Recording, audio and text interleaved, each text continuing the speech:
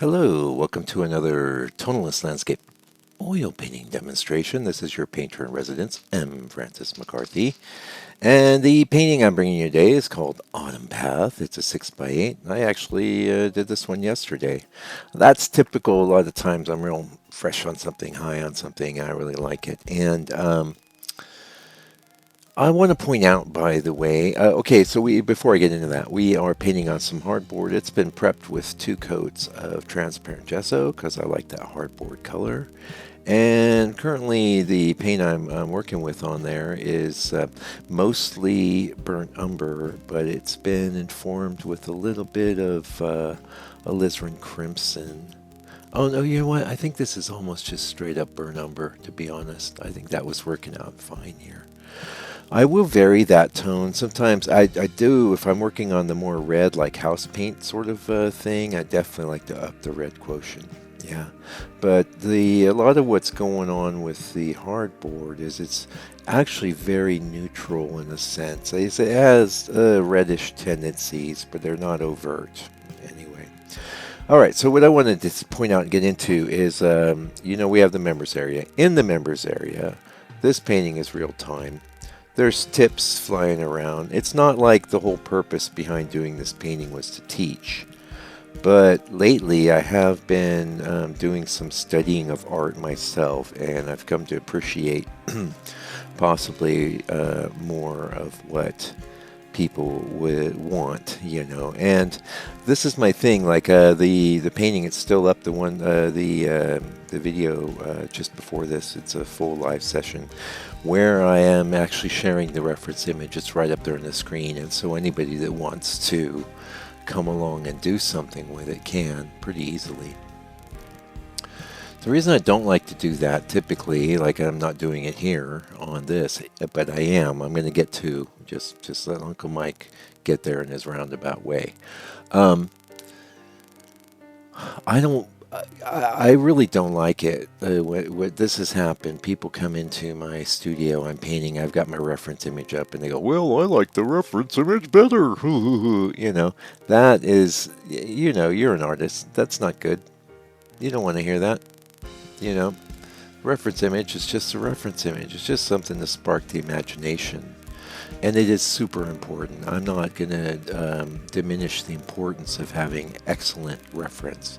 And there's, in the members area, there's quite a few videos where I am taking you through how I prepare a reference. And there's a few on the regular channel too. In fact, the live sessions, if you get a live tab on my channel, are all about that. Anyway, getting to my point, I am going to go ahead and, in the members area videos, what has been going on is that you would see the reference image at an angle on my computer screen, but I'm popping it up. It's up there floating around in that video now, and it won't be in these publicly accessible videos because of that phenomenon. But in the name of teaching and for the sake of teaching, I'm going to be doing that going forward. So that's an added benefit to the members area. Now, the members area, it's still not... it's not full out. Those videos are me painting. I'm a painter. I'm making paintings. I'm just kind of sharing with you, like as I'm working. That's how it goes. But I do drop a lot of really good knowledge. So the way to really take those in would be to just have them on in the background as you're doing your own thing, Or now even easier, if you want to do your own kind of version of what I'm up to, you can. Yeah. So. This painting, it was kind of this fall color thing. I really was very interested in that. You can see that lightest area there, and I think it's important to always have sort of a lighter payoff area. One thing I picked up today while I was listening to a guy talk, he was talking about photo editing, but he's like, we all know that to get a striking image, you want good contrast and good saturation. But he says if the whole image is saturated and contrasty, then no one part will get your attention. So you'll have the end result of it's just blah. Painting is exactly, what's that? The book. We'll pick up on that thought after talking about the book. Been getting orders for the book. I ship it all over the planet. It's not available as an ebook. It's available as a signed and numbered direct from the artist's book, because this is how humans are rocking and rolling now, okay? So if you want to be a human with me, order the book and we'll go forward. Now, that said, videos are great too. I love them. But the book's got so much knowledge. It's all there in a format that's there for the ages. Internet, no internet, whatever. Okay, so focusing attention is what you're about as a painter. And, if you're somebody's, presenting your photography to the world as art, and that certainly is a legitimate enterprise. It's not always that easy, though, I don't think. And I've had many photographers and other artists agree with me on this. I think making art with photography is actually one of the hardest ways to make art. You would think, no, it isn't. And that's not to say you can take a picture of somebody and run a filter on it or whatever. Yeah, okay, maybe it's art. I don't know. I'm not here to discuss that. So, in this composition, the thing that was a bit different was I decided to go with the kind of bent tree, and it's right over the lightest area. And it's not just the lightest area of the sky. There's a big payoff patch of a light greenish yellow that's going to be there. And it'll be, between the two of them, that's where your eye's going to head, because you want to always remember that, the lightest bit of your composition is going to be where people are attracted. That's just natural, because light is attracting and darkness is repelling. So your painting is always going to be a reflection of that. Now, I think it's helpful to do a good amount of that manipulation with the reference image, because I'm very conversant with Photoshop and with manipulating images, but I don't see that reference image as art in and of itself. I see it as one of the components that's driving us towards art. The art comes from me when I'm actually executing my impression of that image as a painting on a board. That is the art. But there are a lot of artistic decisions that go into the reference image, and definitely someone could choose to apprehend that as art, and if they wanted to, that's fine. That's sort of subjective. I'm not really that into, though, believing all art and artistic ideas are subjective. It's not the case. There is a such thing as beautiful. There is such a thing as balanced color, balanced composition, balanced values.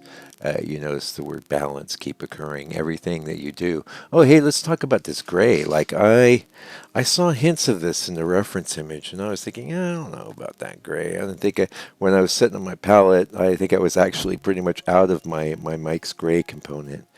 And by the way, that's another thing in the members area. You're going to go through that palette beginning of every session, because I've been throwing some different colors in the mix. Yeah. Now there's in the book, a good set of list of colors. It's still my foundational palette, except that I kind of swapped out Perylene black/green for the phthalo. Anyway. Yeah, that bent tree, it would have been more M. Francis-y to have a straight tree there, but I like it. I think it works real well, and it's definitely attracting attention because it's a dark thing over a light thing, so that balance of contrast. You may not know exactly what you want to do when you're starting out as far as having so this is my recommendation to you. We're going to have a teaching moment here, okay? Pick one area of the sky, make it the brightest thing, and set it up against one element of the foreground, middle ground, whatever. That is the subject. That is pretty much where your greatest amount of contrast. So you set up the darkest dark against the lightest light, and just do that in one spot, okay? Everything else is a little bit less light and possibly a little bit less dark. That the being a little bit less dark is not as critical, because the contrast is always created by where the darkest darks are meeting the lightest colors, and that is always going to attract attention.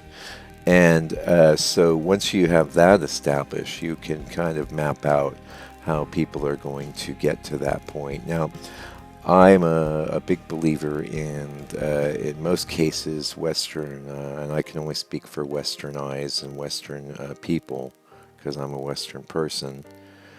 I think we enter the scene predominantly from our lower left. There are other ways to change that. There are ways to direct the eye.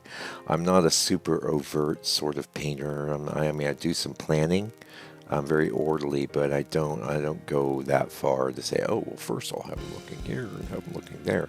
But in a sense, I kind of do because I know you only have to know a couple. And so my point in telling you I'm not really that way is you're probably not that way. You probably just want to make a painting and have it be great, you know. But remember that. So people are going to come into your painting, and usually they're going to come in from the lower left, your lower left, our lower left. And where they go from there, like here we go up the path, we kind of go up that tree, we kind of even maybe go down the bent tree, and we're hanging around in that light spot. Then we sort of enjoy that real nice chromatic bunch of leaves there, and we move around some more. And that's what you want to do. You want to keep them in the picture, and you have a responsibility as the painter. Now, if you were going to try and make art with your landscape photography, the reason it's very challenging is because there's always components and almost always components and elements of the landscape that are distracting. And when we apprehend the landscape, we tune those out. But you can't have elements in your painting or by extension your photograph, if you're presenting your photographs as art, that are distracting. Now you can have a little more latitude with a photo because people will interact with photographs a little bit more like they interact with the real world, I think. You know, I'm not a scientist, I'm an artist, but this is my belief, you know. But with paintings, think of the analogy I've been using for years is baby food. You know, maybe your baby needs some steak, you know, but the baby hasn't got teeth, so you're going to need to run that steak through the blender and then feed it to them with a spoon, and then they can eat steak all day. And now, the viewers of your painting, that's the same case. You want there to be no resistance, okay?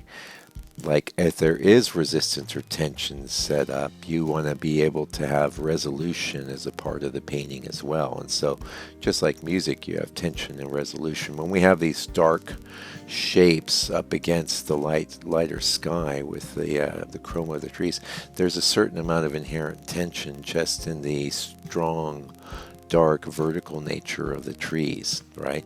And even more so in this case with that bent tree. That's why in a lot of cases, maybe I think this painting worked. I would count this as being a little bit more experimental for me because I know like a straight tree would have probably done the job just as well and had less tension. But, you know, you try things out. You got to change things up. You know, you don't want to keep making the same painting over and over just because you know you have a successful formula. There's got to be a balance struck between that. And I was talking with a student of mine who was saying recently, he was saying, oh, your process is so orderly. And in a sense, it really is. You know, we've got the board prepped with a color. We do an underpainting, and then we move into our color painting. Whether it's happening fast or whether it's taking days and days and days, it's the same approach.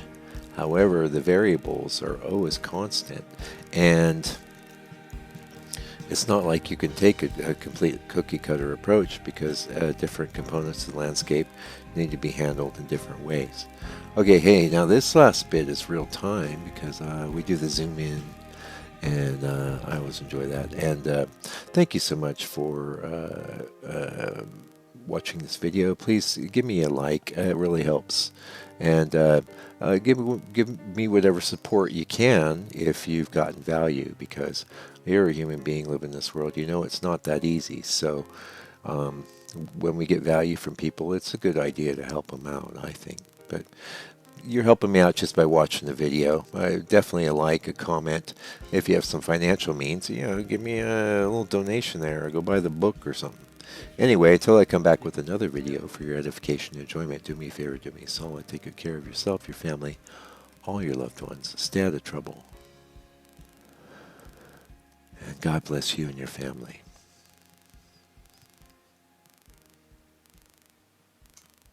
Fight the power.